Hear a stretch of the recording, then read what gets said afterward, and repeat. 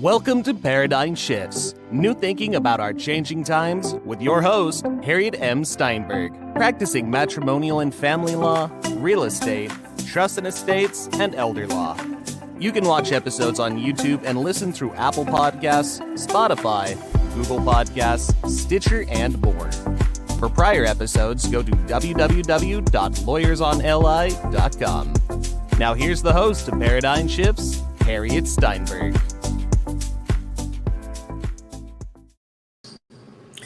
Good morning. I'm Harriette Steinberg, also known as the Divorce Sherpa. I'm an attorney, and I practice in the areas of family law, trust and estates, elder law, estate draft, and estate drafting. And this is my podcast, Paradigm Shifts. In each episode of Paradigm Shifts, you will hear from a professional who has an important message to share about change. We will discuss topics including current day situations, divorce, retirement, family discord, and more. And today, it's my pleasure to introduce Micki McWade, a collaborative colleague, a mediator, and much more. Hi, Micki. Hi, Harriette. Thanks for having me. Oh, yeah. Micki, before we start, can you just give us a little more summary about your background? Because I know it is diverse in many ways. I'd like everyone else to know about it. Okay, I'm happy to do that.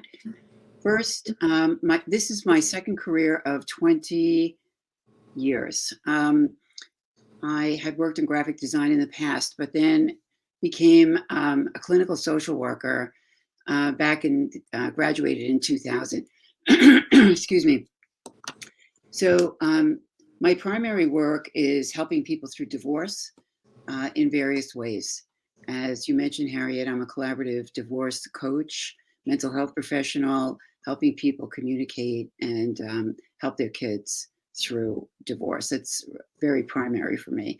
I'm a psychotherapist, again, mostly, but not entirely, working with people going through divorce. I'm a parent coordinator, helping people, again, dealing with post-divorce issues when they can't agree on how to manage their children, have a hard time with that. So I work neutrally between the two people. I'm also an author. I have a few published books. I'm working on another one, which we have talked about, Harriette, and maybe mentioned today. And then I'm also a certified equine assisted therapy practitioner, working with people using equine presence to help them connect with themselves. Wonderful, wonderful. So, Micki, what paradigm shift are we going to talk about today? There are so many, Harriette. The primary one, and the link between you and I is the alternative dispute resolution option that we have when people are going through divorce, where we have no court involvement and things are settled. It used to be, we'd say, around the conference table. Now it's on Zoom screens. Right. But we do that in a way to not make things worse between the divorcing people and particularly protecting their children. So that's one paradigm shift. And then the other paradigm shift is using the mediation skills, teaching perhaps the general public in one way or another, how to resolve the divide between the left and right political opinions in the country. So that sounds like something really new, innovative, and something you have to tell us more about. Okay. Well, as a person working in between people all the time, between marriage counseling, I didn't mention that, but I also do marriage counseling, parent coordination between parents, collaborative divorce, working between as a neutral between the husband and wife to help them divorce in a way that's intelligent. Conflict is part of my DNA, I guess, by now, and probably for many of our colleagues, Harriet. Yeah. We have worked, you and I have worked together on cases, and we've been doing this quite a while because we Right. both got on board early in the collaborative movement. So what struck me was, since I'm in the middle of conflict anyway, and I'm used to it, maybe I could apply my skills as a mediator, or perspective, I should say, rather than skills. Skills are important, but perspective is the most important. That conflict can be settled. And it's something that I know very well they can be settled. And I think you do too, Harriet. Yes. Yeah. So the divide in our country that's so painful for everybody, no matter who we are, no matter what side of the fence we are on, it's painful, it's scary, it's upsetting, and it has a lot in common with the divorce situation on a much smaller scale. I mean, the political is huge scale. The individual divorce is the small scale that I'm referring to. So what I think we should be thinking about as conflict specialists is how to help the country talk to each other again. And even if we don't agree, or even if we can't, really accept the other person's point of view, we can still have relationships within families and within neighborhoods and heal some of this contentiousness, because it's not the divide that is being shown through media, and which we have all kind of been exposed to over and over and over again, is not as big as we think. In research for the book I'm writing, I've seen in talking to people that most of us are not extreme. There's probably 10% on the liberal side, 10% on the conservative side that, no matter what you say, no matter how you try, they're going to stay, they're going to be cement. That's probably true. But for the rest of us, the 80, 75, 80%, however you want to put it, there are crossovers. There are things that we agree on that, and often people choose their stance based on one issue. I have a friend of mine who has the Catholic orientation of no abortion, period. But she agrees on gun control, for example. So lumping groups, or lumping individuals, if you believe this, then you also believe A, B, C, D, E, is erroneous. Yeah. And it sounds like just even being able to get people to understand that difference could begin to calm the antagonisms that are happening. Because I know you have seen it, I've seen people stop talking to Yes. friends, to neighbors, to colleagues, over Yes. a perceived difference, which is probably over exaggerated. Is that what you're finding? Yes. The thing that occurred to me was, if you think about the game Jenga, where you put pieces, pieces, pieces and build a tower. Right, right.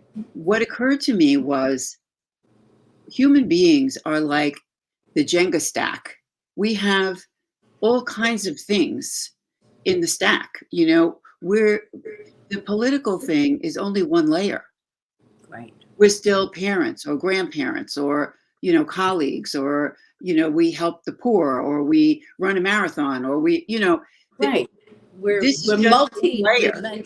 multi-dimensional, right? Yes. Yeah. And so to reject long-term people in our lives because they voted either way is tragic to me. because now I'm in my late 70s. So what's most important to me right now is my relationships. I've been there, done that, had a lot of experience, but what really makes me happy is maintaining my connections. And I found that I lost or rejected, I was active in the rejection with two longtime friends, one for 30 years, one for 50 years, more than Wow. 50 years, Wow. probably 60 years, because they had a different view than I had.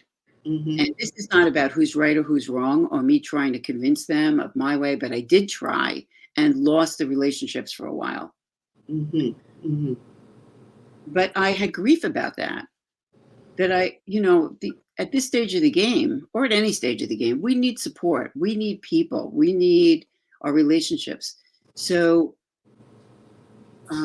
I decided that when the Jenga thing appeared in my mind, I thought, I'm not going to reject these long-term relationships for this one layer. That's just stupid on my part. I'm calling myself, Right. very limited in my view. So I had to approach them both and apologize for my insistence on I'm right, you're wrong. Mm-hmm. Mm-hmm. I still think I'm right and they're not, but that's okay. In the United States, we have so far the right to our own opinion. And who am I to say you're not entitled to that? I may disagree. I may have proof on my side, XYZ, but it's not up to me to force them, if I want to keep them as friends, to change their minds. They were both so happy I called and talked this over. They didn't know how to do it. They had thought about it, but didn't know how to do it. Mm-hmm. I had to make the first move, but I also owed the apology. Right. Well, as you speak, you raise for me the awareness that I always have when we talk about work in the collaborative picture with couples.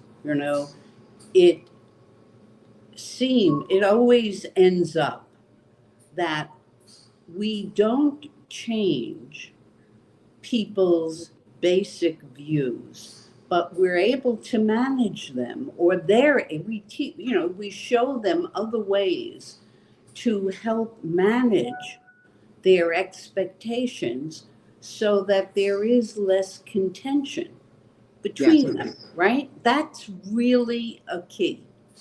And so I hear you. My question is, how do we spread the word about doing this in the in the culture that we now are in? Because it's really important for us to emphasize what we agree upon between us, Yes. so we can become more active in creating positive change or positive occurrence. So, what's the answer? How do we do this? Well, this is always my dilemma. I want to change the world today. Yes. But the thing that I know is that I have a certain sphere of influence, which are my colleagues, my friends, my family. And so I'm in the process of writing this book, and hopefully I can take it, farther down the road. But for now, what I try to do, and I am doing, and it does make a difference. I had lunch with a mixed group of friends not that long ago, and that we were all commiserating about how difficult the situation is right now. And so there were a few statements made about how it's horrible and how, And so the feedback that I gave in the group was, and not in a very preachy way, I hope, was it's not as bad as it seems. And Matthew McConaughey, when he addressed the country after the Uvalde shooting, Yes. he also said, we're not as divided as it seems, and we're not. The press, hits on the extremes always. The situation is not great. I mean, I'm not saying that we don't have something to work on, but it's not as bad. It's not as extreme as being portrayed on a daily basis. So I said that to them. It's not to my group, it's not as bad as it seems. It's not as divided. There are a lot of agreements that we have between the two sides. We want the United States. We want a democracy. There are some malevolent actors out there trying to make it an autocracy, but the majority of us want the United States to be a democracy. When I had a conversation with someone, it was an easy fix. She was talking about her family's hunting traditions and how they wanted to keep their guns. And I said, in this respectful conversation, I listened to her. She was a lovely person, not antagonistic, but she wanted her family to be able to hunt and do what they've always done. And I talked about my perspective, which was very close to Sandy Hook, Connecticut. And colleagues of mine in the equine therapy side of things were working with the families there who were crushed, obviously, because of someone shot 20 some odd kindergarten or first grade children. So both traditions are right. Hunting is fine, no problem. Children should not be shot in school. So how do we compromise? How do we figure this out together? Right. Because allowing these kind of automatic weapons is, allowing this destruction to happen in a very short period of time. Right. So, but the people who are very pro-gun are saying that if they take our automatic weapons, they're going to take everything. That's not true. There was a ban during the Clinton administration on automatic weapons, and as soon as that 10-year period that was voted on lapsed, the Congress didn't pass it again, and ever since we've had mass shootings. So, do you think that this particular person that is pro guns would accept the ban on automatic weapons if she was assured that they could still continue the tradition of the hunting and so forth? Yes, Really? I think so. Yes, I did get that impression from her. I got the impression that she had not thought about it in a personal way about, my perspective. But the shift happened, Harriet, was when she and I had a respectful conversation where we really listened to each other. Yeah. Yeah. That's the paradigm shift. Yes. And we have that- to talk to people. Exactly. Exactly. But not in a way, though, that you're wrong, that's ridiculous, this should never happen. No. Tell me what you think about this. I'm really interested. And I did that in research for my book. I said, I just want to know, I want to understand. I really want to understand. And people spilled. They were so happy to talk, to be able to have a safe place that we establish in collaborative divorce, hopefully, where people can say what they need and what they want and, the ideas that come up, to establish a safe place for people to actually have discussion. It changes everything. So we really need to do more of this kind of outreach to friends, colleagues, because as you say, it's certainly, I think, as all the majority of us want to have a democratic country, Yes, or at least as democratic as it could be. And that would be the common interest that yes, we would be able to talk about to build more accord. I think that's very important. Both, and frankly, in the work we do, whether we're talking to divorced people or I do mediations in inheritance situations where people are disappointed about bequests that other family members have made, and traditionally it would end up in court in a litigation. Being able to have these respectful conversations really does build the paradigm shift. definitely. Yeah, yeah. You're so right about that. So tell me, do you have a title for the new book? Yes, it's called tentatively Jumping into the Divide, Oh, Marriage Counseling for the United States. oh, I love it. I love it. Marriage counseling not only the United States. Eventually, you can go worldwide, Micki. Well, thank you for the vote of confidence, but I Yes. don't know about that one. Yeah. The thing I know is that we want to remain the United States. We may be mad about certain things, but we don't want that to change. And that is a big thing that we have in common, as you just said. Right. We Right. want that.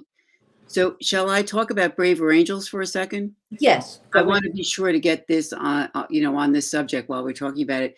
There's an organization for, and if anyone who's interested in making peace, it's a good thing to look at this organization. It's called Braver Angels, and the address is braverangels.org. They are working, it's a nonprofit organization. They are trying to establish conversations in all kinds of ways in the United States. It's a national organization. They are even working in Washington now. But essentially, they teach people how to talk to each other. How should we listen to someone we disagree with? Mhm. And it's been great for me. I found it through research as I was doing the book, and they do great work. And they offer trainings all the time, and they're voluntary donation. And you can join the organization for $12 a year.